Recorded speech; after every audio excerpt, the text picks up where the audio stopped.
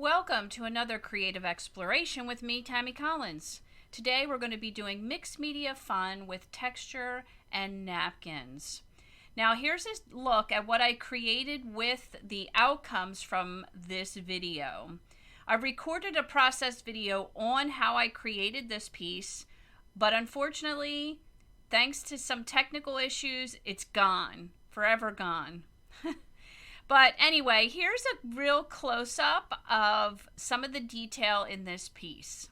And I'm really upset that the recording for this piece got lost in the process because it was a really good lesson video, meaning that I just created intuitively from the napkins that we created, and there was a point in the process where I almost thought, oh no, this has gone horribly wrong, and it has ended up being one of my favorite pieces that I've ever done. And so that was a really important lesson in there to kind of not give up and keep going on. So I'm upset that the recording was lost. I'm also upset that part of the reason I love recording these is because I have a record of what I did in the process. But unfortunately, it got accidentally deleted. I don't know what the case is. Sometimes these things happen. We'll do another one and try to sort of replicate not the exact piece, but the process anyway. So getting back to the napkins, as you can see here, I'm taking a giraffe print napkin and I'm sort of separating it out. And typically the napkins are 2 or 3 ply, and you need to separate that out. And what happens is sometimes on the white layer or the backing layer, an imprint or some ghost ink is left on there, and you get sort of a second imprinted piece. So we're doing some plain white napkins that have some texture on them, and then we're doing some printed ones. I found this pack of napkins in a box of stuff, and it's what actually inspired me to do this video and this piece. So if you've watched any of my videos, you have seen this process before, where we take either tissue paper or napkins and we embed it inside glue, if you will, and it creates this really neat end piece that I am in love with, and I keep using over and over again, experimenting with where it goes and what happens. So this is a mixture here that is some Elmer's glue and some matte medium and a little bit of water to make it soak into the napkin good.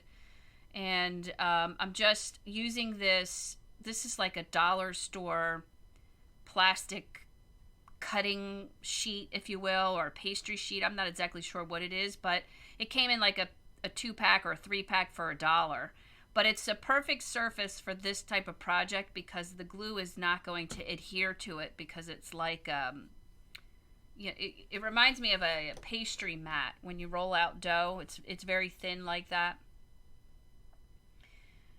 And so I'm just embedding the napkin. This process works really well on this sort of cutting board or pastry board or whatever this item is from the dollar store, because as you saw, I put the medium on the board first and then laid the napkin in it. So I'm actually embedding both sides at the same time, because then I'm coming back and putting it on the top. So it's kind of accomplishing 2 steps in one process. So we're going to do this with all of the napkins, and then they will sit off to dry. There's just something so amazing about the texture that these pieces get after going through this process. And right now I'm just using, that's some folded up wax paper or pastry paper, and I'm just kind of making sure, I'm just sort of pushing down on it gently just to make sure that it's saturated and there's no big wrinkles or bumps. Sometimes you get little holes in the process, so I fill those in with a little bit more of the product. It will create a solid space. I don't mind the holes. I think they add to the finished look and feel.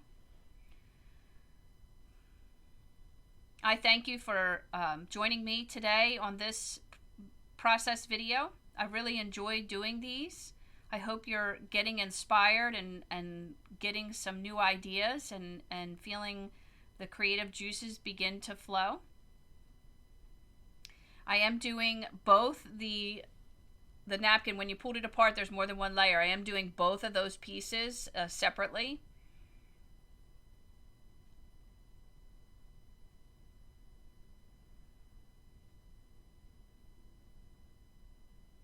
I hope you had a wonderful holiday. Whatever you celebrate, if you celebrate, I hope you enjoyed seeing family and friends and remembering the purpose of the holiday season.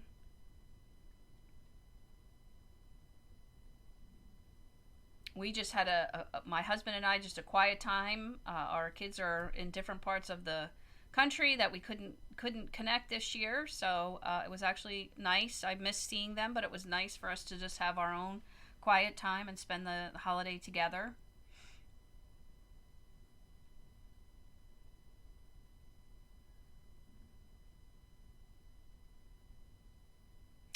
If you stick around till the end, I'm going to go show you the piece that I created. Even though I won't have a process video, I'm going to go over some of the details of the piece, and you can really get some close-up look at it. I'm actually getting it ready for a show. It'll be displayed in an exhibit with some other pieces coming up in I think March and April.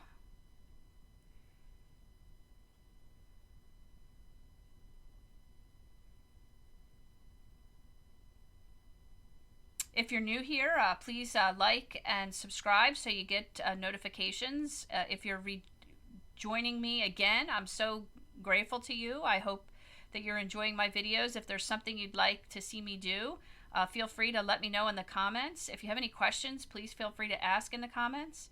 If this video isn't for you, just feel free to move along. No harm.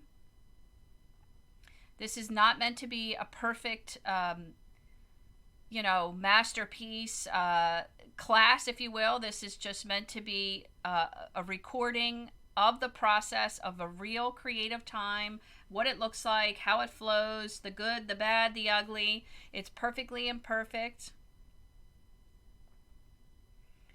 It's a journey of just how I'm reconnecting with my creativity and what happens along the way.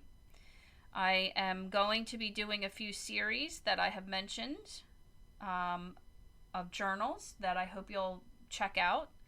Be sure to look for those videos. We're going to be doing a color one, a texture one, a mark making one, and they're all coming up. One of them is already, the first one's been released.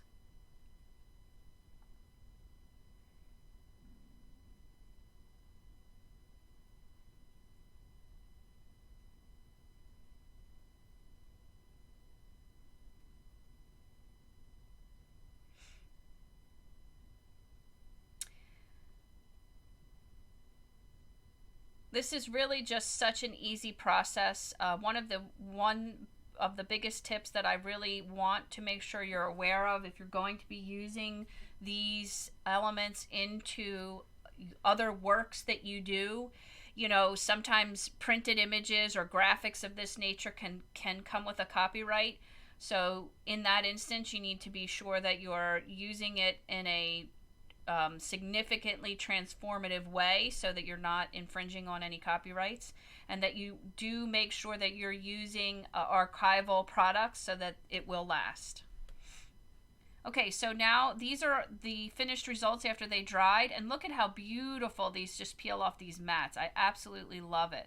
Now these mats are not super big. This is a bit of a smaller napkin, so you'd have to keep that in mind for a larger napkin, but I'm sure you could find a comparable product, a little bit bigger one. I think I've seen these like at Walmart or things of that nature. But I just simply love this product or the result of this technique.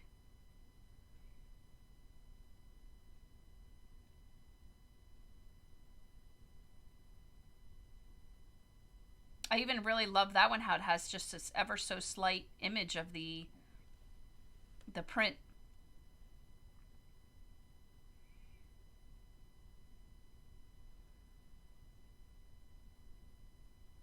So have you tried this technique? Have you made anything with it? What was, did you enjoy it? Did you like the final result?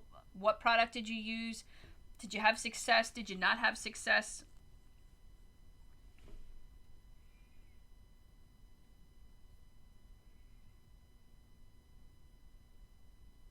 Now, I think since my process video for the first one got destroyed, I may do the next one with this piece here with the giraffe print napkin.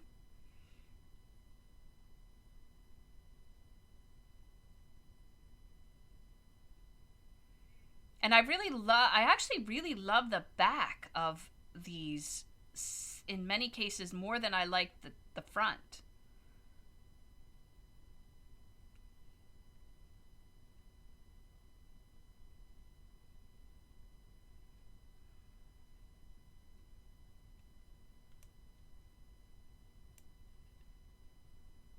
If you've been following me or watching any of my videos, you know that I really love texture. It's one of the things that's becoming a predominant factor in the work. I just enjoy it. I keep coming back to it when I find myself, looking to do something. I always tend to go to texture. So that's becoming a big part of my style and who I am as a creative and an artist.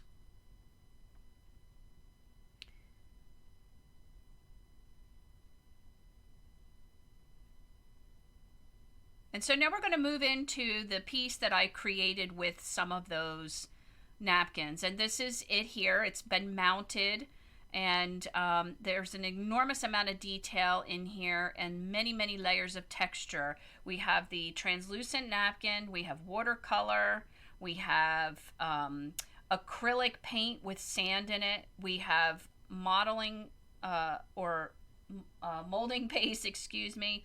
We have Posca markers.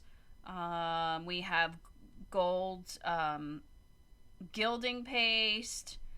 There's a significant amount of stuff in here. We have Tombow markers. We have gel ink. And, I just really enjoyed this piece in the process of it.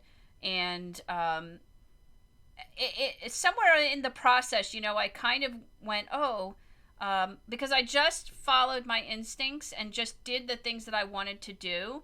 And I wasn't really thinking too much about the outcome. And so there was a point in there where I thought, this is getting a little bit too chaotic. And I worried that I kind of had taken it too far. And the lesson there is to sometimes push through that moment of panic. I'm sure you've all been there, or I'm sure you've been to a spot where you thought, okay, I just have to chuck this and start over. And maybe what the lesson is that you need to kind of push through it and keep going and see what comes of it. Because this has become one of my favorite pieces. And so when I mounted this, I ended up with this tiny white sliver around the edge, which I didn't want. So I'm just running a black Posca marker along here to get rid of that. And so one of the other things that is a part of my style and who I am is that I am always recycling and upcycling. And so when I mount pieces on boards like this, I'm typically using something that I've found or that's being recycled. So for example, a lot of times when I go to the thrift store, I will look for, I call them sort of the cheapy particle boards. It's pre-done kind of art that ends up in the thrift store for almost nothing. So I'll grab those because it's cheaper than buying the actual wood, and then I can cut them up and make them the specific size that I want. And so that's how we do this. You'll see in a little bit the back of this, and you'll see some tags and labels. This actually came from Hobby Lobby, I think. But I picked it up at the thrift store for like $5, and I made four boards out of it. So I'm just using a few details here that I just kind of wanted to crisp up a little bit on this. And because it's such a heavy texture, when you apply, like in this case, when I applied the white, you kind of get a little bit of a skipping, so it's not as crisp and clean as it could be. So I'm just kind of coming back over it a little bit one more time. I really like this aspect and this look. And I'm going to touch up some of the gel lines and crisp up some of the white with I like to take the gel ink and kind of, you'll see here, I kind of run it along the edge of the white, and it just really makes it kind of pop a little bit.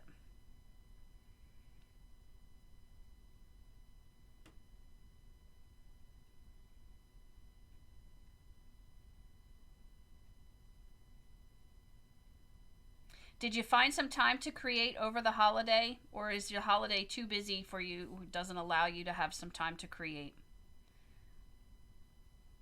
So in here I have sort of these, I call, I don't even know what I call these, but these are just really kind of doodle or scribble lines.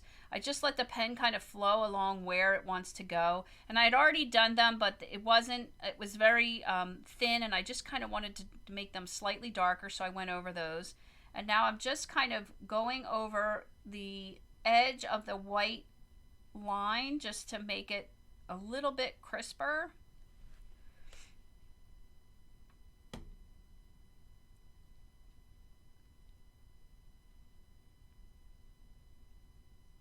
I think I'm going to have to get a board there for my table. You can see me. Look how intense I am in my reflection in the...